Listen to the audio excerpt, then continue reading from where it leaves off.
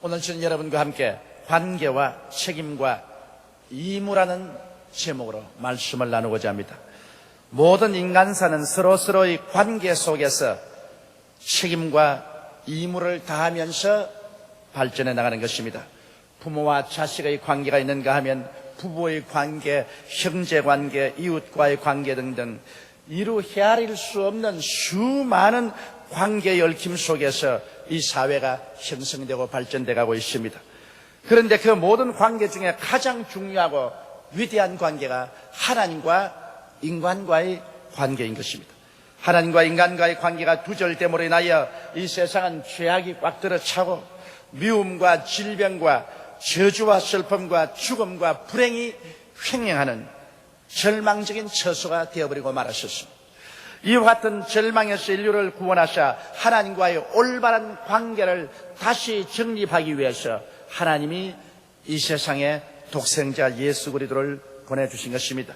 예수님은 하나님과 사람 사이를 갈라놓은 죄악을 대신 짊어지시고 십자가에 올라가사 몸을 찢고 피를 흘리시고 고난을 당하심으로 말미암아 우리의 모든 죄악을 다 청산하고 하나님과 우리 사이의 관계를 막아놓은 죄악의 담을 친히 그 몸으로 헐어버리고 청산해버린 것입니다.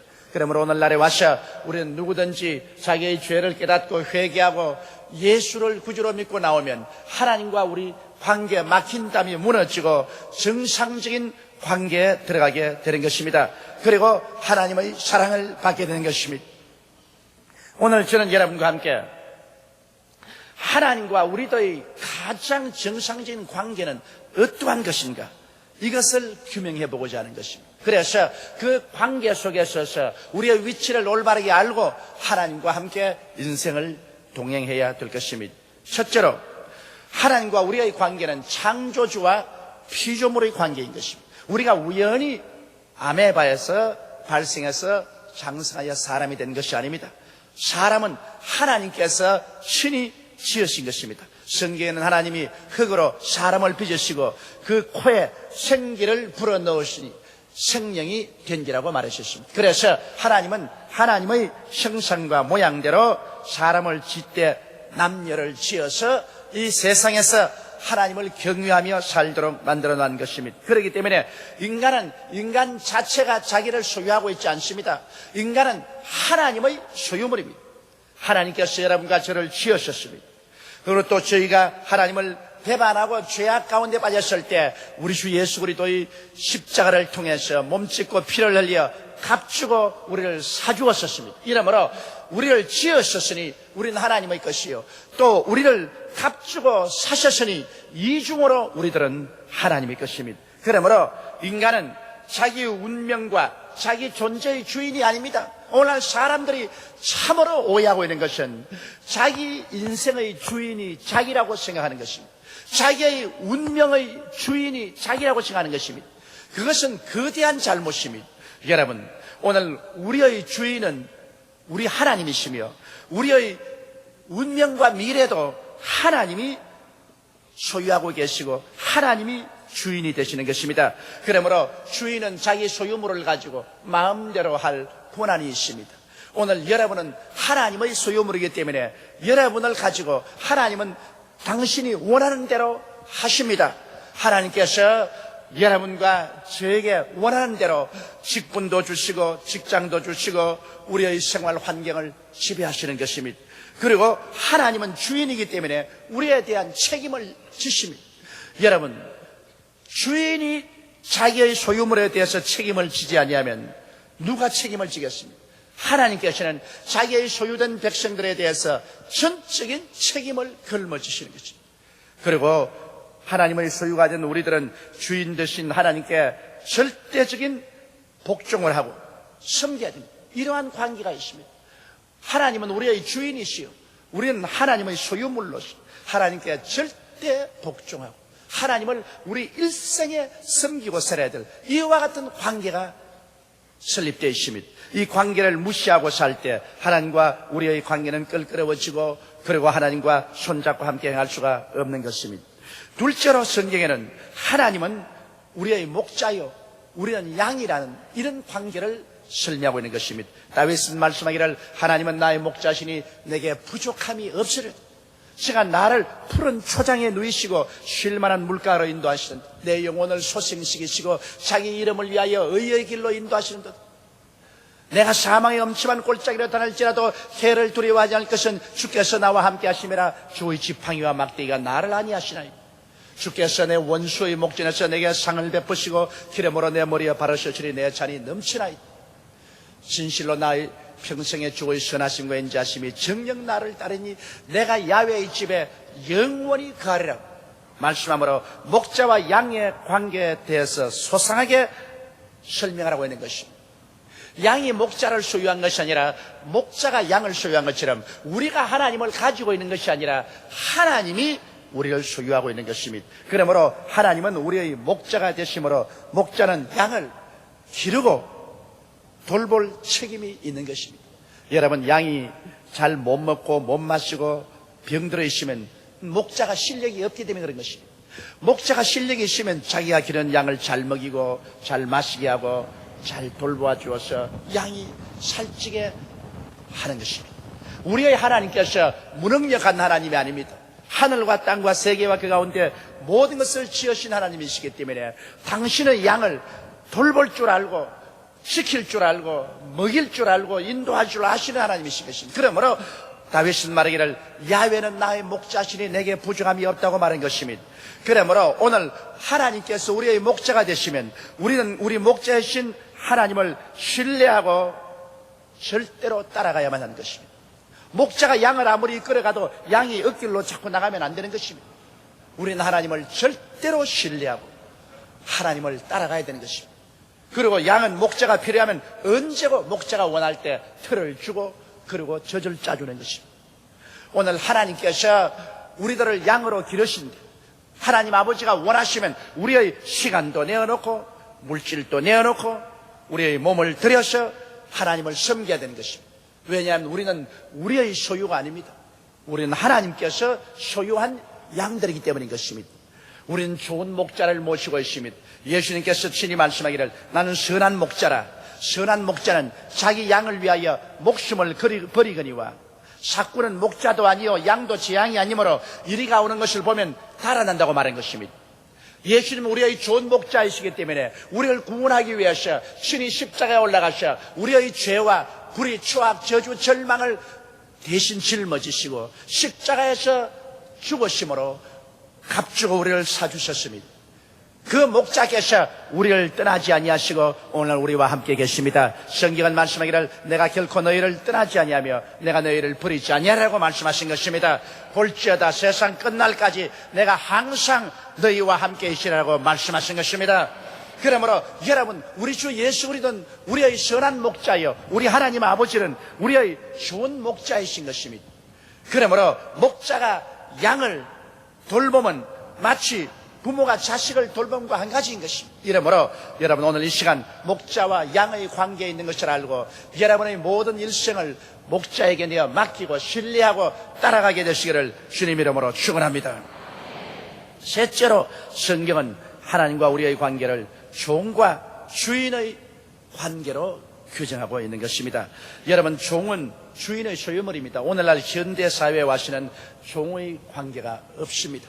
그러나 옛날은 이 세상에 종은 주인에게 팔려간 소유물입니다. 제가 산토도밍고에 가보니까 산토도밍고에는 인구의 대다수가 아프리카에서 팔려온 종들이었습니다. 일단 종으로 팔리면 완전히 주인의 소유물이 되어서 주인이 그 종을 소유하고 다른 사람에게 값주고 팔기도 하고 사기도 하는 것입니다. 정말 현대 우리의 생각으로는 상상할 수 없는 그 노예제도이지만 옛날은 그것이 성행되었었습니다. 그래서 종은 주인의 절대 소유물이고 그러므로 주인은 종을 먹이고 입히고 돌볼 책임이 있고 또 종은 주인을 위하여 살며 주인의 시키는 일을 행하고 종은 아무것도 자기의 소유가 없습니다. 종은 자기가 가지는 것은 모두 다 주인의 것입니다. 자기가 아내를 얻어도 주인의 것입니다. 자식을 낳아도 주인의 것입니다. 자기가 소유한 일체의 것은 주인의 것입니다. 하나님과 우리의 관계를 종과 주인의 관계로 성경은 종종 규정하고 있는 것입니다. 그러므로 하나님은 우리 전체를 소유하고 있습니다. 그러나 우리의 주인 되신 하나님은 악한 주인이 아닙니다. 너무나 좋은 주인인 것입니다. 우리의 부영보다 더 좋은 주인인 것입니다. 성경은 말하기를 내 부모는 나를 버릴지라도 야훼는 나를 영접하신다고 말씀한 것입니다. 어느 부모가 자식을 위해서 몸을 찢고 피를 흘려서 그 자식의 생명을 대속하겠습니까? 우리의 주인은 정말 좋은 주인인 것입니다. 이 주인이 어찌 우리를 돌봐주지 않겠습니까? 우리에게 무엇을 먹을까, 무엇을 입을까, 무엇을 마실까, 어떻게 살까를 돌봐주지 못하는 주인이겠습니까? 우리의 주인은 하늘을 지으시고 땅을 지으시고 그 가운데 모든 것을 지으신 주인인 것입니다. 이 주인께서 여러분과 나를 사랑하시고 우리의 머리털조차 다 현바되고 있는 것입니다. 깊은 관심을 가지고 있는 주인인 것입니다. 그러므로 우리는 이 주인 앞에서 우리 전체를 내놓아야 되는 것입니다. 우리는 오직 주인을 위하여 살며 주인의 시키시는 일을 행하며 우리의 모든 존재를 다 주인의 손에 내어 맡겨버려야 되는 것입니다. 주인 앞에서 내 것은 아무것도 없습니다. 이와 같은 종과 주인의 자세를 우리 마음속에 취해야 우리 참된 신앙생활이 되는 것입니다.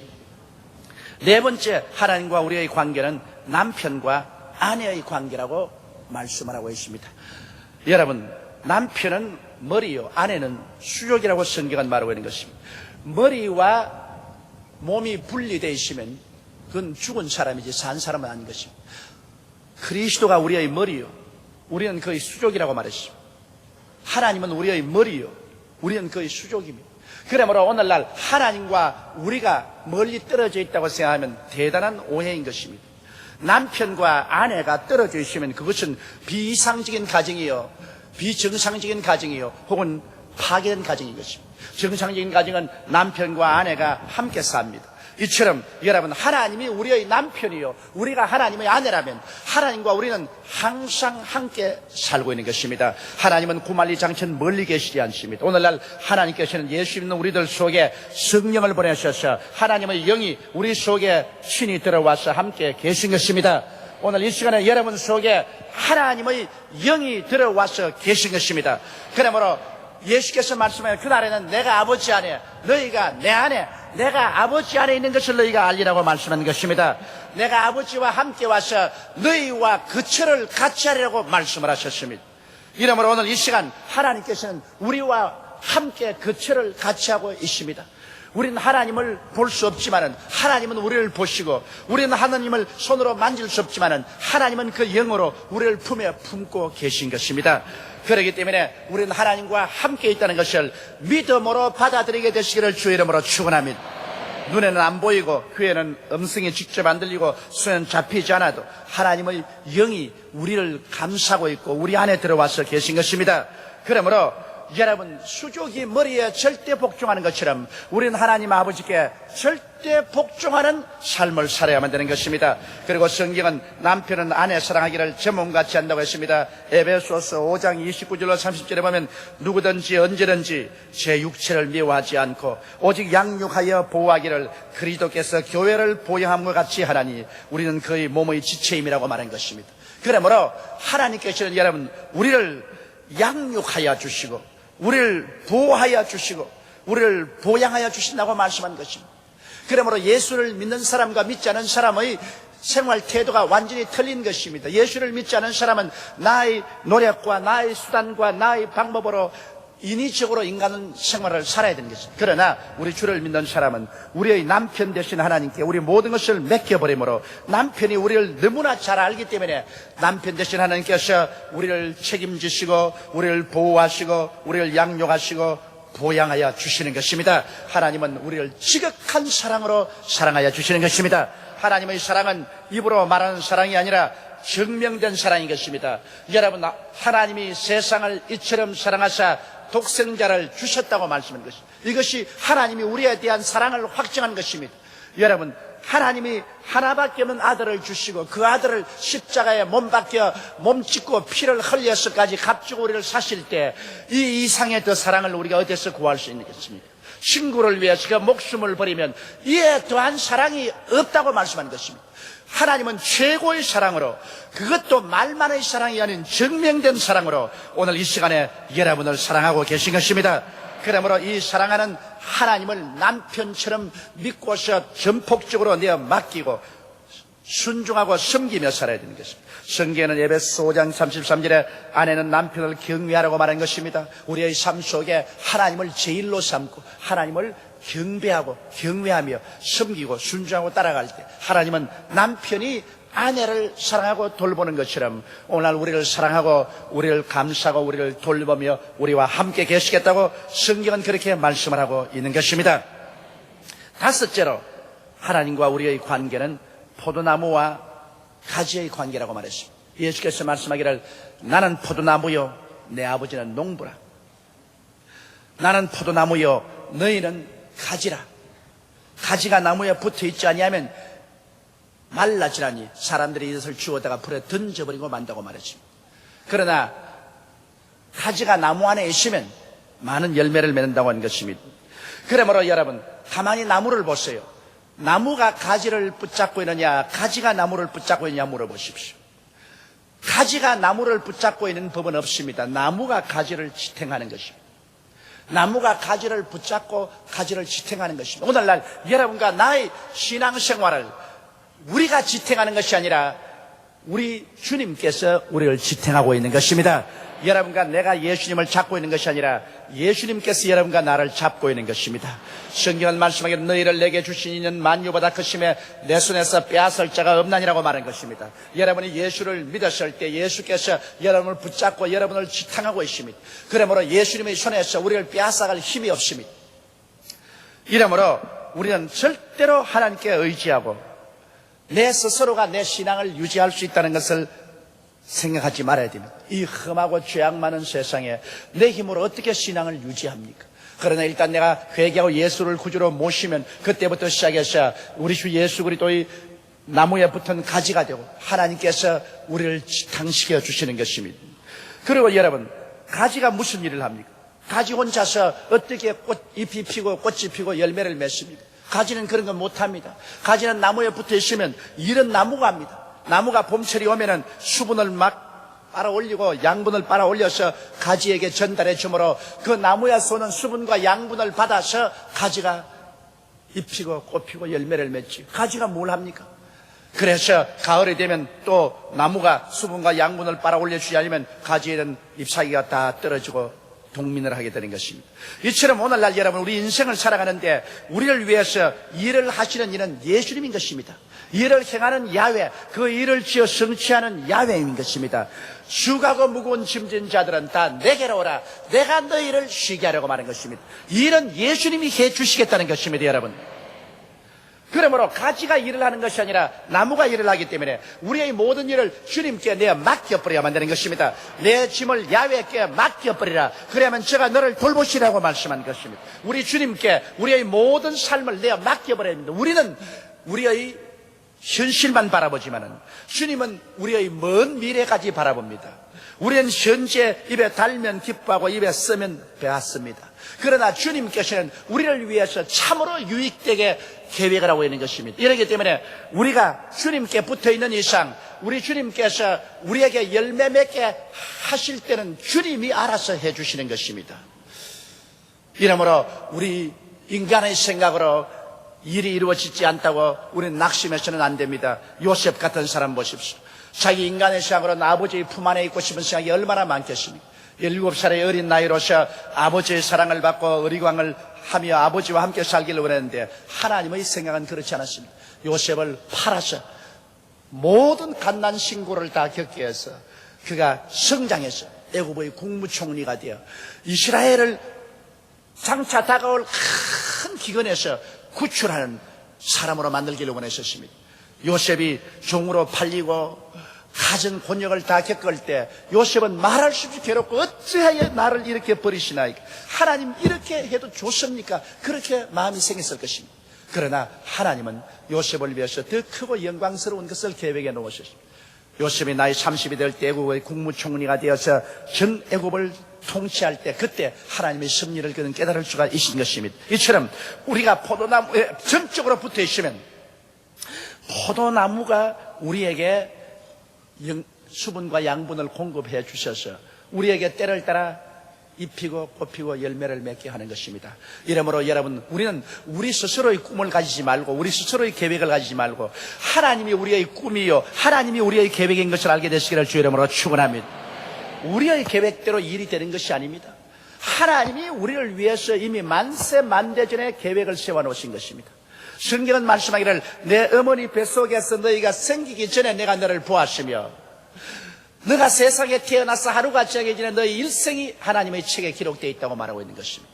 그러므로 우리 스스로가 꿈을 꾸는 것이 아닙니다. 우리는 하나님의 꿈을 우리가 꾸며 하나님의 계획을 받아들인 것입니다. 하나님이 우리의 꿈이요 하나님이 우리의 계획이요 하나님이 우리의 목적인 것입니다. 할렐루야. 그래서 하나님께 의지하고 나아가면 하나님의 그 계획과 하나님의 뜻을 따라서 하나님이 우리 위해서 일해 주심으로 그를 통해서 우리는 잎이 피고 꽃이 피고 열매를 맺는 것입니다. 하나님께서는 책임지시고 우리를 사랑하시고 구원하시고 돌보시며 보호하시고 인간은 하나님을 절대 경외하며 섬기며 순종하며 하나님께 의지하여 삶을 살아가야 되는 것입니다.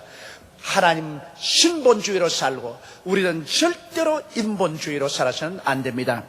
하나님 아버지와 우리 주 예수께서 여러분의 꿈이요 여러분의 미래요 여러분의 목적이 되시는 것입니다. 하나님을 바라보고 살아갈 때 하나님의 성령이 여러분을 이끌어 주시는 것입니다.